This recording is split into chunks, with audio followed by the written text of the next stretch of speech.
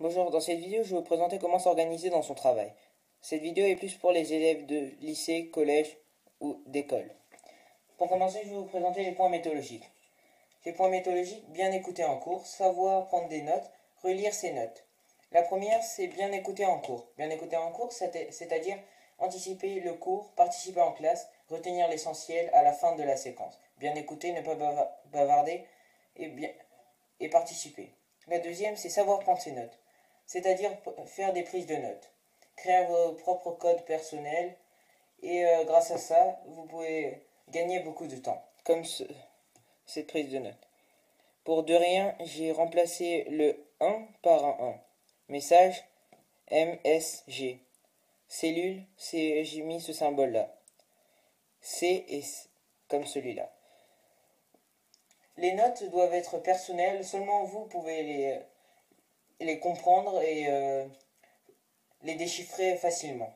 Relire ces notes. Voilà, c'est ce que je viens de vous dire. Il y a seulement vous pouvez relire vos notes. Après, voici les trois matières littéraires. Français, histoire, géographie et SVT. Dans ces trois matières, je vais vous conseiller de, comment dire, euh, prendre des feuilles simples et écrire votre cours comme un brouillon, en utilisant beaucoup de codes comme code personnel. Et en utilisant comme ça, quand vous rentrez chez vous, vous réécrivez le cours dans un cahier. Ça sera plus facile et je peux vous garantir que c'est une bonne solution.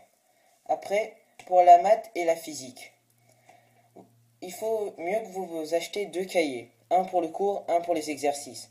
Parce que pour les exercices, ça sera très important de vous relire lors de vos contrôles, un peu comme ça.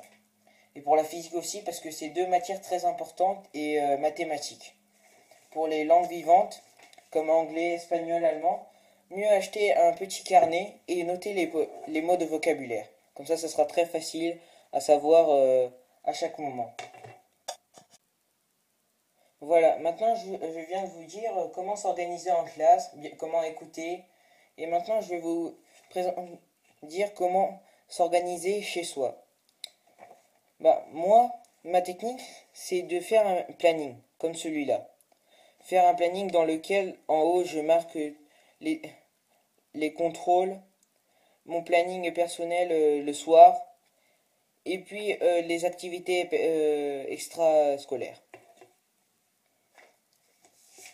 Je vous ai fait une reproduction en grand pour que vous voyez correctement. Ici, dans la première partie, d'abord vous marquez une petite date. Ça va être un planning que vous allez placer dans votre bureau et qui est très important et que vous devrez suivre tous les jours. Ici, dans cette barre, vous devrez marquer les contrôles qui vont se dérouler au cours de la semaine.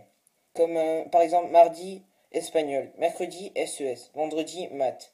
Un peu comme ça.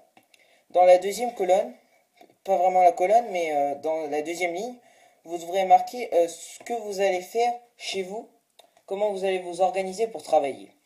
Ici, j'ai mis 5 heures à 6 heures, travail d'espagnol, 6 heures à 7 heures, l'SES, 7 heures à 8 heures, maths. Maths, je vous conseille un petit conseil.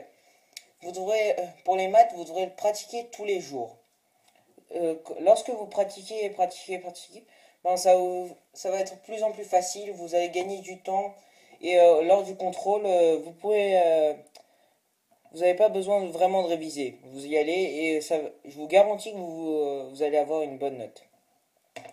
En bas, ben, vous mettrez votre activités hors du scolaire, comme genre peut-être régime, sport, ou oui, voilà, comme ça. Et voilà comment on s'organise en cours. Si vous faites un organisme comme celui-là, un planning tous les jours, tous les semaines, écoutez les points méthodologiques et les petits conseils pour les cahiers, bah, je vous garantir que vous obtiendrez une moyenne supérieure à 16. Merci.